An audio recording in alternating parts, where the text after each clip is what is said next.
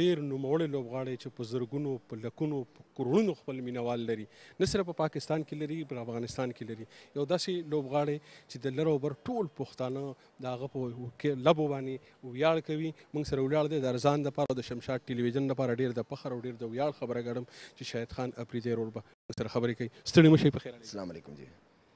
په نننۍ لوبه باندې ستاسو تبصره څه ده؟ نن میچ وشو. ما خیال کې ټول نه ښه خبره دا ده افغانستان ټیم والا نه لومه احتماله بهتر ولګېدو. دغو کې لږ ډېر پلیران دي چې ډېر ښه او ډېر پازیټیو مشغولېږي او دا نن سبا کرکټ ډیمانډ دی. نو ما خیال کې که دغو انداسې خپل فټنس لیول ښه کړي اور نور ښه پرفارمنسز ورکړي، دغو کانفیډنس لیول به های شي، څومره ډېر کرکټ کوي ماره به دغو له فایده ملويږي. نو ما خیال کې نن ډېر ښه مشغول شو بیټینګ اسپیشلی دغه وکټ باندې ډېر ښه بیټینګ یې وکړه او یو ښه ټوټل یې ور کړه اور پاکستان غونته غاټ ټیم لا چې کوم ورلد کې سیکنډ نمبر باندې 2020 کې د هغو خلاف دا ښه پرفارمنس بیا هغو بالرز ډېر ښه زوینو کې ګیندونه وکړو. نو ما خیال کې اوورال ښه افرټ و. ډېر د ټوله دنیا کې ګرځېدلې لوبې کوي.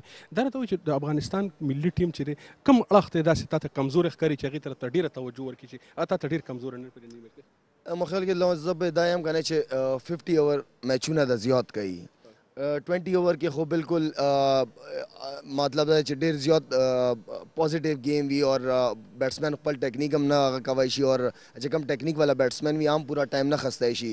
نو چې څومره لمبا اوور والا بیټینګ میچونه کوي ماره به هغه کې امپروومنټ درسي اور نور چې کوم زیات ایج والا دي ما خیال کې هغونه ښه دي چې ینګسټرز نوي وړکي پکې راولي اور چې هغو له اپورچونیټي ملا شي هغو پرفارم وکړي اور نوي وړکو کې ډېر ښه بیټسمینان میډل آرډر کې وو دغو ډېر ښه ټیکنیک دی اور 50 اوور چې څومره کوي هغه 50 اوور وجې نه دغو 2020 به نور زیات امپروو شي. دا اوس ستا خو ډېر زیات مینوال دی په افغانستان کې، ته هغوی ته څه وایي چې لکه په افغانستان کې د کرکټ د ودې لپاره څه وکړي، په کلو کې په ښارونو کې په هغې کې داسې ګراونډونه جوړ کړي په هغې کې لوبې وکړي، څه د افغانستان کرکټ د ودې؟ ما خیال کې افغانستان گورنمنٹ باندې ډېره غټه ریسپانسبلیټي ده. ټیک ده تاسو خپل سیاست کوو هر شی کوو لیکن چې دا کم وړکي دي دا کم ځوانان دي دغو له الله طرفه نه اپورچونیټي ملو دی الله طرفه نه دغو له پکار دي چې اویل کړي اور گورنمنٹ له پکار دی چې ښه اکیډمیز ورته ملو کړي دغو له هر قسم فیسلټیز ورکړي. ما خیال کې دا یو دغو کې ښه شی دا دی چې یو جذبې نه مشغولېږي. جذبې سره چې دغو کم فینس دي دغو چانې والا چې کم افغانستان کې یا بهر دي نو دغو فالو کوي. نو ښه دی چې څومره اکیډمیز د افغانستان کې جوړ شي ماره به دغو کرکټ اور هر شی امپروو کېږي. تاسو به سوره نور کرکټ کوئ، سورو کاله اراده وته شته لیکن باسې ته چې هر نه کله تانګ شي زه به پرېږدوم کرکټ. نور ستا خو دومره مینوال دي چې ته راځي نو زړونه خلکو چې کمونه ګرم شي. ته وایې چې لکه اندازه سوره د 15 کاله به نور وکړي؟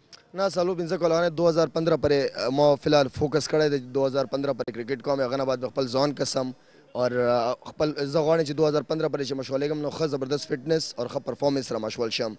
زبردستي په ټیم باندې بوج نه جوړېدل غواړم. پښتون سړی یم څنګه مشغولېږم ما خپله یوه طریقه ده اور مغې طریقې نه به یې مشغولېږم مخکې. په خپله پښتو ژبه کې خبرې کوي په ټوله دنیا کې راته پښتانه ګوري، د پښتنو لپاره څه پیغام لري؟ ډېره ښه خبره دا ده چې تاسو خپل چینل طرفه نه د موږ پښتنانو له الله یو ښه غوندې لیډر ورکړي. موږ پښتنانو له پښتون خلکو دپاره لیډر نشته. الله وکړي چې ښه لیډران ورته ملا شي. موږ پښتون غوندې خلک چې هم نشته اور ما خیال کې زه خو ډېر فخر کوم چې موږ مشران ټول افغانستان سره تعلق دی خلکو سره مشران بزرګان چې کله هم حالات خراب وای نو موږ مشران همیشه افغانستان له تلو جرګې په شکل کې اور الحمدلله ډېر زیات موږ خالتي هلته نه موږ خپلوان اوسېږي اور انشاءالله ډېر زر به زه افغانستان له چکر لګزمي لګوم. ستا ډېره مننه چې تا زموږ لپاره دا وخت راکړه موږ سره دې خبرې وکړې. ډېره مهرباني تاسو ډېره مهرباني. پښتون سړی وې پښتون چینل دا ځکه سره